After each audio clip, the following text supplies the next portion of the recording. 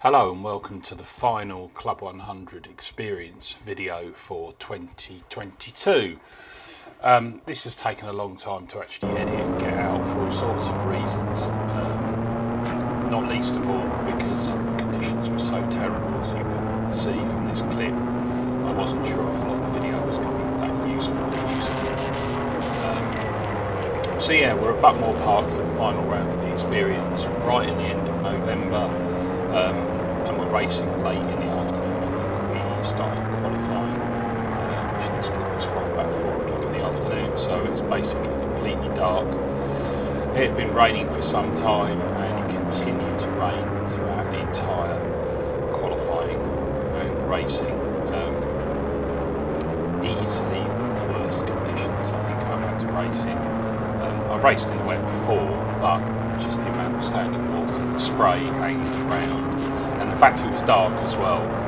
I mean, Buckmore has got lighting, as you can see, as we're going around the track, but to be fair, it's not ideal. If you're thinking of Formula One levels of lighting, it's not like that at all. There are parts of the track where it's basically completely dark, which doesn't make it very comfortable when you've also got spray to deal with. So yeah, conditions weren't ideal, but then they're the same for everyone, so you just got to get on with it. Right, so here we go for race one. The only plan I really had was try not to make any mistakes, because based on the conditions, I thought other people would make mistakes, and if I was steady and didn't do anything stupid, hopefully that would benefit me. So we've taken the start, and you can just see the amount of spray that we're dealing with. Obviously the camera has a tendency to make it look worse than it does, but yeah, there wasn't a lot of visibility. So coming to the hairpin for the first time, Constantine is up, a bit of pushing and shoving in front. Again, I didn't really see the point of risking anything at this point. I mean, he didn't have a bad grid position. I think somewhere in the middle of the super heavyweight class, so I wasn't really overly bothered. And I think, as I mentioned earlier, the main aim of the game was survival, really. You can already see we've got a car stuck in the middle of the track coming down the hill, and another one there off coming into Paddock Bend. So, as I said, you can see that there's already people who've had misfortunes and made mistakes. Yellows again, so it looks like there's another problem further up. And coming to the end of the first lap. So we've survived that one, which is good. As I say, conditions were bad throughout the entire race, and I think it's difficult to say whether they got worse at any point or whether they just pretty much stayed the same. The second part of turn 1, turn 2, this turn 2 was so slippery. I don't know whether the tarmac there is different. Another yellows, another car off somewhere. Yeah, someone recovering just here. So I don't know whether the tarmac there is different, but it was really, really greasy. So easy to slide the car out that corner, which is kind of fun, but not the fastest way around the track. And then there are a couple of other places, I think, coming through Cafe, back up the hill, there was a big puddle on the inside, which was great. But yeah, to be fair, a reasonable amount of grip available, given it's the end of November, it's 4 o'clock in the afternoon, and it's very, very wet. But there are some places where it was tricky, to say the least. I mean, coming here, another cart there off on the right hand side, as I say, it's just, people just coming off left, right and centre. Coming up here through Cafe and then down the main straight, basically the car would spin up just coming down here, which is just crazy, really. I mean, I've mentioned this before in my other Club 100 videos. We race on slicks, regardless of conditions.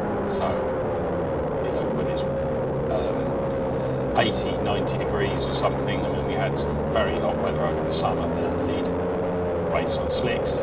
It's now November. It's dark, it's cold, it's wet. I mean, I think a temperature. Oh, and there's a kart off there, little tap, and he's gone round. I mean, the problem is you are always kind of on the edge of losing grip, and it doesn't take much to spin another kart with a bit of contact. And you know, I quite ironic with a sort of jaunty wave as he went past. Like, yeah, mate, I know I've actually bashed you off the track and it's completely my fault, but you know, I'll put my hand out. That's okay, right? So I think that flashing light is something in the car park, which is really distracting, given the fact that, obviously, given the conditions and the setup of Buckmore, we're relying entirely on light boards to work out what's going on. So having someone with a recovery vehicle with a flashing orange light in the car park isn't ideal. Right. You see this guy's gone quite wide out of T2, and that's probably just because of the lack of grip. Right, so we're going to skip forward a bit to the first of many incidents of the day. Skipping forward to lap 5, we've managed to survive this long without doing anything monumentally stupid, but unfortunately that is about to change. So coming into paddock, braking, and the car just spins on me. Seeing it from a different view now. I'm not entirely sure what happened. Maybe I put the back tyre on the paint. No, doesn't look like I was anywhere near it. So I just locked the rear end. Really frustrating. The problem is now I've got a ton of karts coming down the hill, and literally I've got to let the entire field pass before I can get going again, which is really frustrating. And almost get hit by another car at that point, which, to be fair, I mean, you know, there's nothing you can do about it. It's just the conditions. But yeah, frustrating. As I said, my approach to this was try and keep it clean. Don't make any mistakes. Rely on others overstepping their talent in the conditions, but unfortunately I managed to overstep my meagre talent in the conditions. It is what it is. There's nothing you can do about it. So skip forward again. We're now on lap 8. I think I'm pretty much on my own now because of the mistake I made. So I'm just trying to circulate. And again, I suppose it's not a disaster at this point. Maybe other people will make mistakes as well. But again, it comes down to don't make multiple mistakes. Because clearly, if you're unfortunate enough, if you spin in front of a column of karts, if you just pull straight out onto the track and you cause someone to lock up or do anything, have to do anything drastic to avoid you, you'll get excluded for it. So you've got to be careful when rejoining, and the problem is with the conditions as they are and the lack of visibility, it's quite difficult to see where people are, and it's probably better to be cautious than just turn the car back facing the right way and just gun it straight back in without looking what's coming. So let's see if we can manage to consolidate at least. I've no idea where I am at this point, to be honest, because you've got quite a few people that spun in front. Then I had to let that entire column of traffic through, so it's entirely possible I'm actually right at the back at the moment, but who knows. I mean, there is a big board at Buckmore, but it's really designed for people spectating from the cafe area. It's not really. Oh, and we've spun again. So I think that was Anwar who was actually at that point lapping me. So it gives you an idea of how far I dropped back because of that first incident. And then I think I just got a little bit distracted by the fact he'd come round me, put the car in a slightly different place through the hairpin than I normally would be, and just not enough grip. So through T1, T2, there is Anwar. Right, so yes, it is Anwar. Yeah, I can just tell by his helmet. So I've let him through the inside. And yeah, I was just taking a slightly different line through that corner, and which is weird because you think the outside is where the grip is supposed to be, but it didn't really work. But when we're stationary, you can see the amount of rain that's still falling. You can see that it's cold because the car is steaming when we're stopped. It's disgusting. So we jumped forward again. We're now on lap 10, and I think it's going to be another incident. From memory, I think in both races actually, I think I span 3 times, which was really, really frustrating. All completely my own fault. I cannot blame anyone else for any of these incidents. They were all my lack of skill in the conditions. The fact that animals having me is not really an excuse, to be honest. The last one of these, if memory serves me, and we'll see in a minute, was entirely my own fault and entirely avoidable and just a bit stupid, really. So, across the line we go.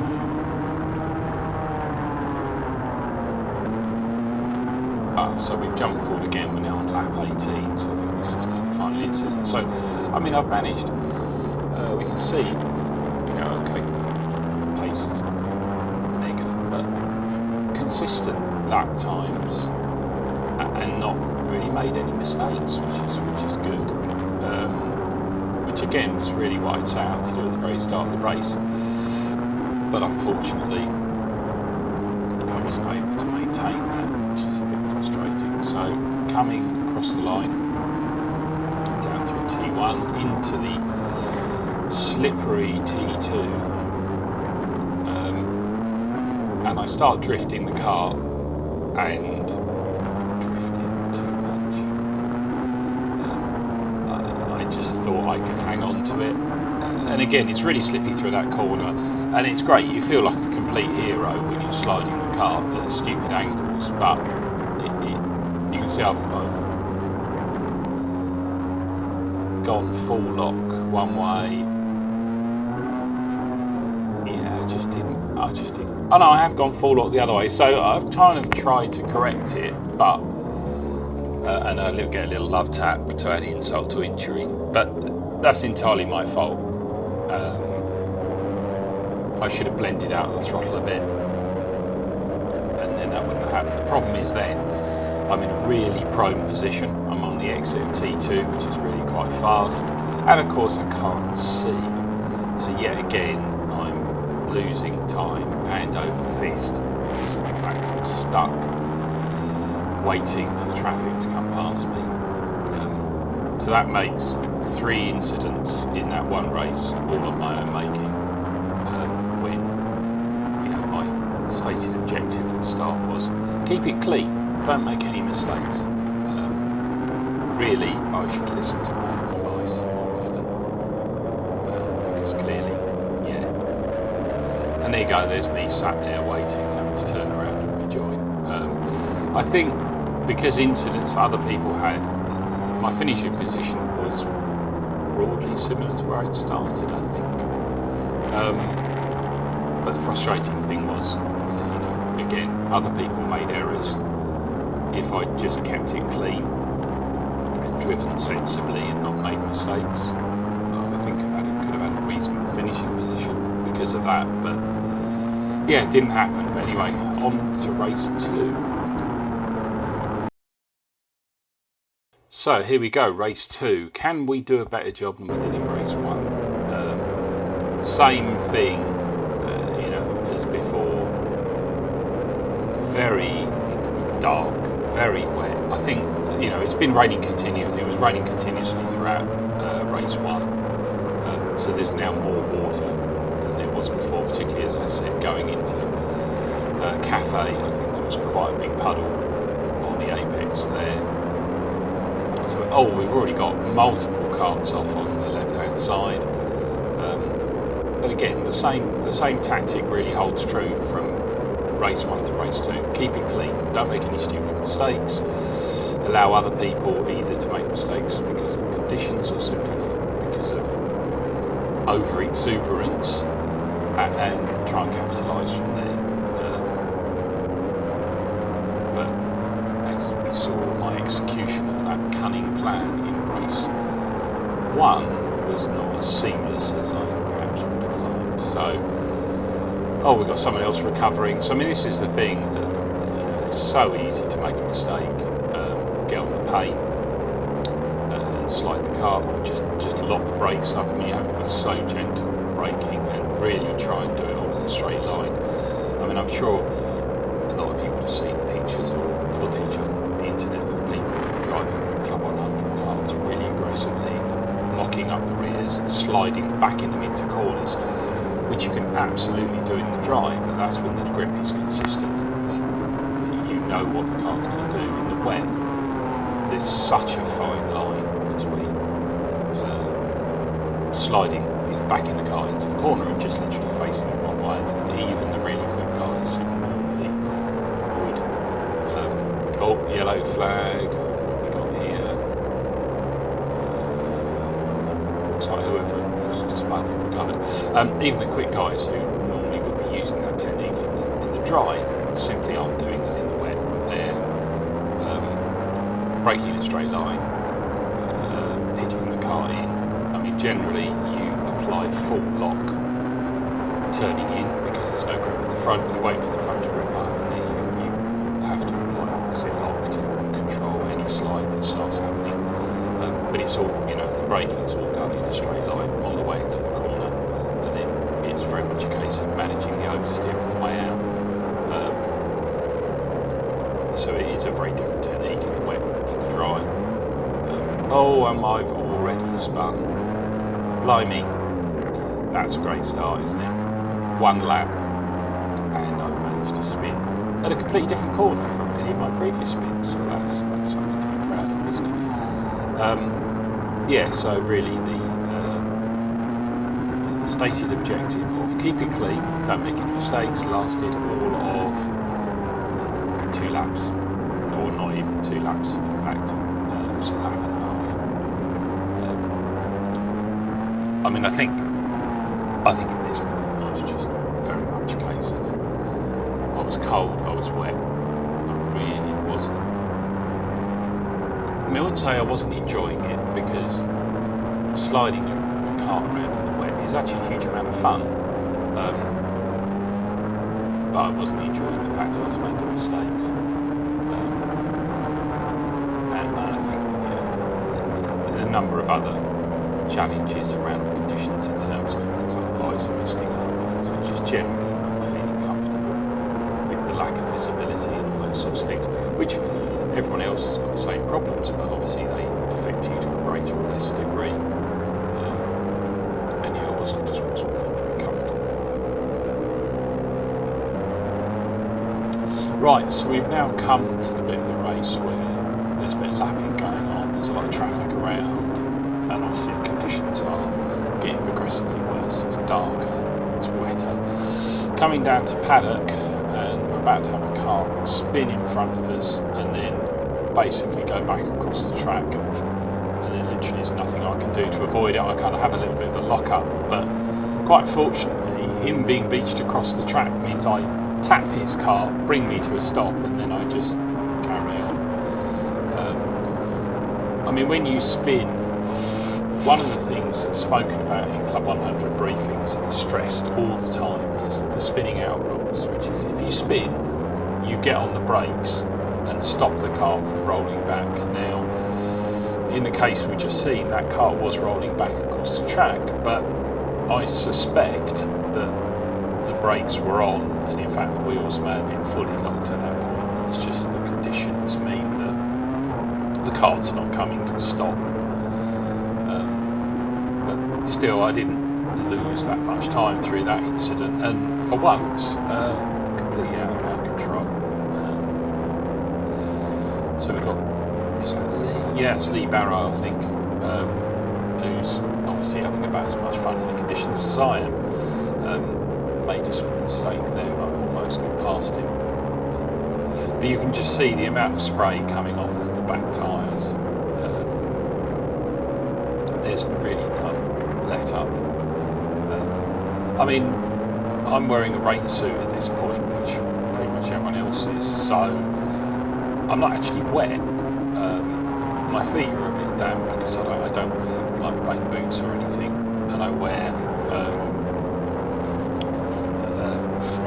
thin inspection type gloves under my karting gloves, so my hands don't get wet or cold either. But just generally it's miserable conditions to be racing in. We've got someone that's spun there. I mean, as I said several times, the conditions are so much for lottery that you're always on the edge of possibly having an incident at any point. And the guys that really excelled in these conditions were just the ones that didn't make any mistakes, and were able to, maybe drive consistently. Whether or not they ultimately had the fastest pace or not, maybe is open to question. But the important thing was consistency and not making mistakes, which I've said so many times in this video is what I aim to do. I just failed to do it. I'm going to have another pathetic little spin at hairpin 2. I mean, it's just, that's not even on the brakes at that point. Just turned in, maybe a little bit too quick in the back end, so just let it go. You can see from this view that my visor's half misted up, covered in spray as well, so just wipe my hand across the front of it. I think some guys even ended up with their visors open for periods, not just a small amount, but literally like fully open for a minute just to help with the conditions. Just absolutely foul. As I said, I kind of wasn't sure whether to actually make this video or not, because the front, certainly the front mounted, or the front view, as you can see, is just obscured by all the rain and spray and what have you. Anyway, jumping forward again, we're down to 22 laps, so towards the final third of the race. I guess, summing it up, just a bit frustrating really. I knew what to expect. I've driven in the wet before. I know how to try and drive the car in those conditions. I just made stupid mistakes that I shouldn't really have made. But it is what it is.